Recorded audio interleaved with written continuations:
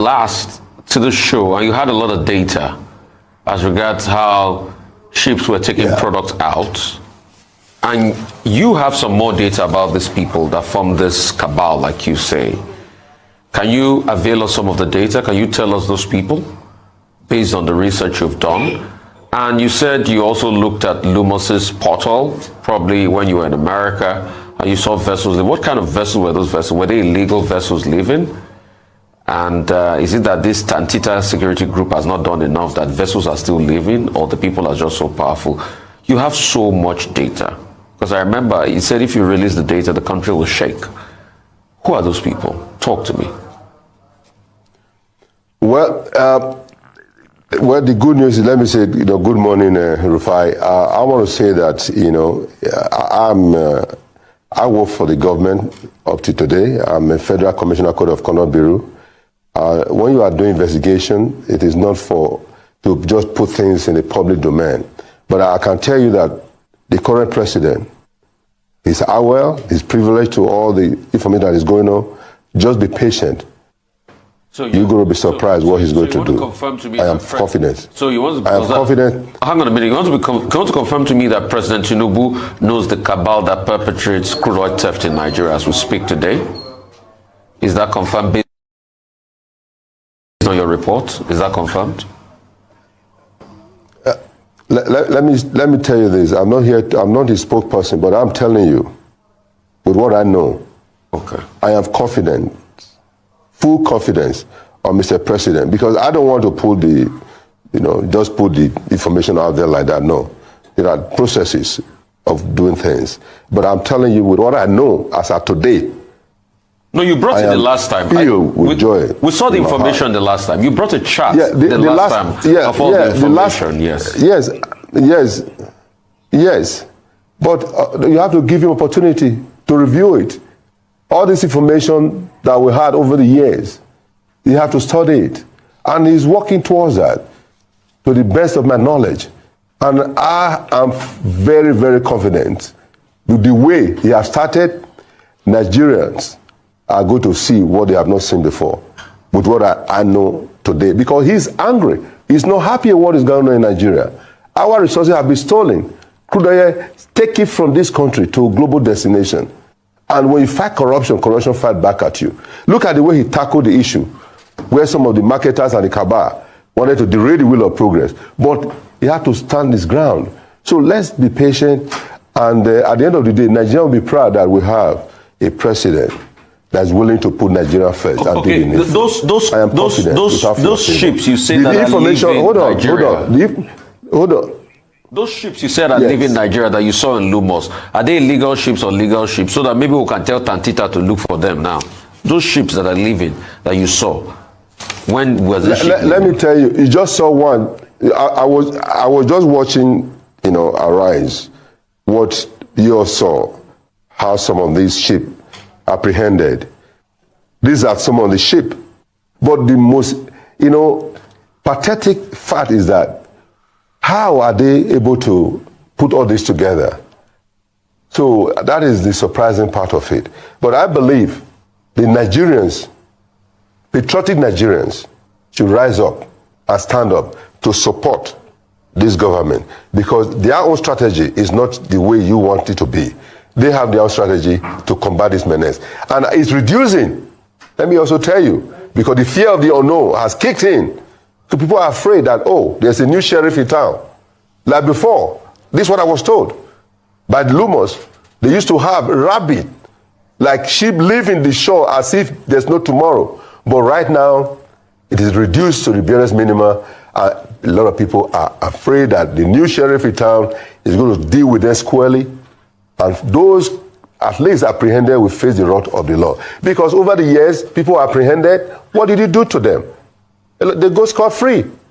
But until there's repercussion, when you steal government's property, what belongs to Nigerian people, then you must face the wrath of the law. Because until we obey the rule of law in this country, we will begin to always continue to just speak and speak and speak without result. But is this the time to all the media outfit to join hands?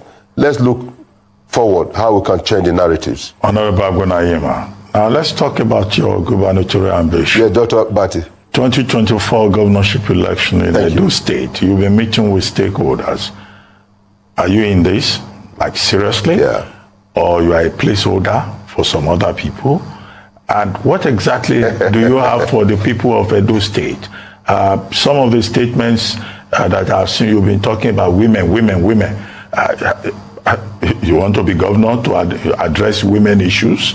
Or do you have some other things in stock for the people of Edo State? Tell us how that is going.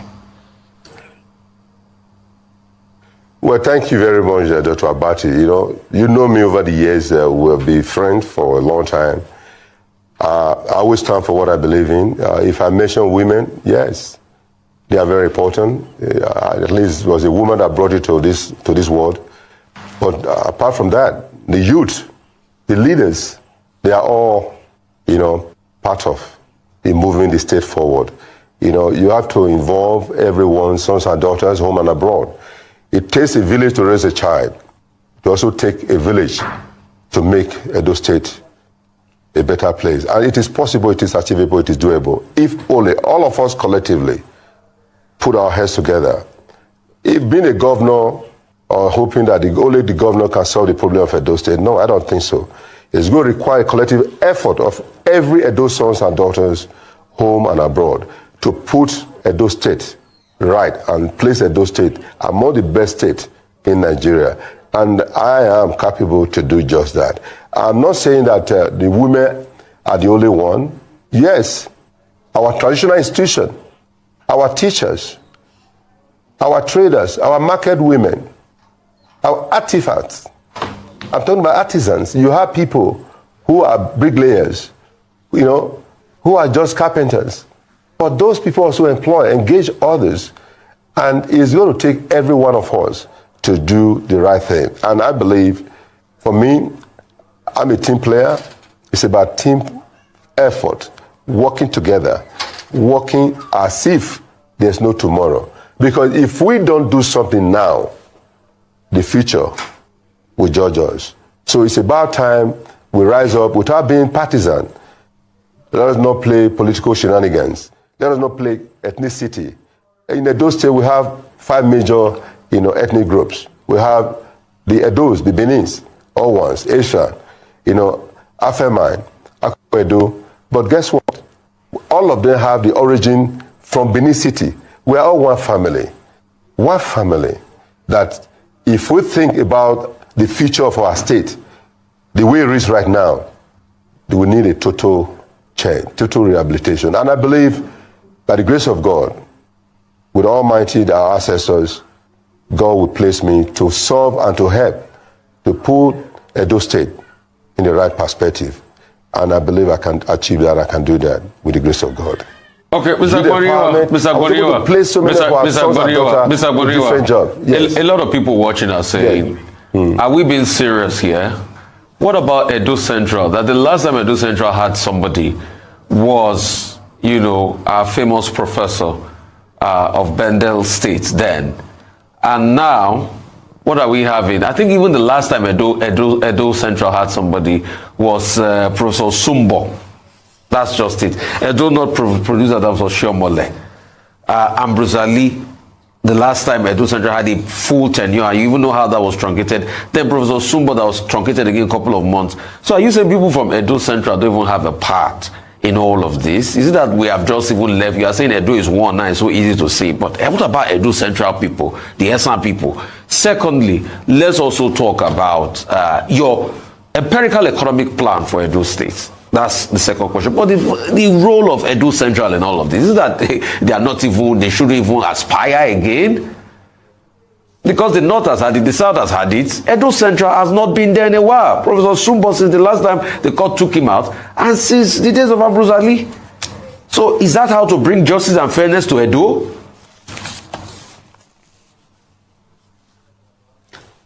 Rufai, politics is about numbers. Politics is about majority. Politics is about the people. And democracy is for the people, by the people, and of the people. there's no one man or woman that can say, yes, it must be me. He must be able to go out there and convince the people. They have the right to aspire. But the issue of saying, oh, it must be Edo Central because they've not had it for some time. Yes, are you not telling us, we, Edo South, with population of over 58% and with landmark of 60%, to the Central District, that is about 70%, that of 58%, if they're able to negotiate their way out, fine, but you don't have the right to say it must be you.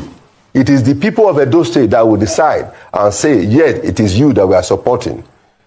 And if they are able to convince the people of Edo South, so be it. But I'm telling you, the game of politics, it doesn't work that way. The game of politics is about the majority. The majority will always have their ways, while the minority will have their say. If the issue is that, oh, Edo Central must be. No. Politics is never played that way. All over the world, this majority that will always decide what happened. It is when the majority now found that, look, these people have been able to humble themselves with sense of humility and able to put out there things. It's about sheriff formula, appointments. What can you do? What have you done lately? But you cannot just come to Edo South people that have over 58% majority. And at the end of the day, you are telling us we are not important. Edo North is about 23% or more than. But I'm saying they are also aspiring all over the time, over the years. Every Edo Sons, Eastern Central, Edo North, Edo South have always contested. When it was we were contesting Edo South, the people of Edo Central contested, Edo North contested. When those in Edo Central were contesting, the people from Edo South, Edo North contested. So now, if because Edo South is aspiring, Edo Central is not saying, no, it must be their turn. It is never done that way. Rufai, you know better than that. Let's be fair to ourselves. This is not a child's play. This politics is not about for children. It's for adults. It's for negotiation. It's for discussion. Tables are made for discussion. To be able to persuade each other, having superior argument on the table, dialoguing, reaching out. Because Edo Central they are part of me. People don't even know. My mother is from Ebuato and partly Ewoimi. My mother is from Edo Central. My father is. You want to claim Edo Central now? I'm not. No, don't stop that. Stop that, my dear. This is serious business. I'm just telling you, fair and play. I don't like tribalism because you know why? It was white men and women who gave me the huge support in America. They didn't say, oh, you are a Nigerian, you are an African. They saw me for who I am. And they were able to lift me up, giving me support. I wasn't born there. I lived there. But they gave me moral support and everything. They didn't say, I'm a Nigerian, I'm an African. Why should you play? So why did you mention? Why did you mention that your mother is from Edo Central? Why did you have to mention that your mother is from Edo Central? I'm mentioning that. I'm trying to tell you to let you know that Edo State we are one. That's the reason why I'm telling you this. Okay. Let us not whip sentiment and begin to play to the gallery. Honorable. I am saying this without fear of favor. I am standing for Edo State. Honorable. I am standing for Edo State. I worked for Comrade Adam Oshomole when he was governor. I said, Edo North man. But he was fair to all of us. It's not a big deal. Our fathers come from somewhere. Our mothers come from anywhere. Your identity is your identity. Don't let's worry about Thank you. But let me ask you. Well, let's even see if you have a grasp of the problems in Edo State. As we speak today, what are the problems? Number one, what is the unemployment rate in Edo State as we speak?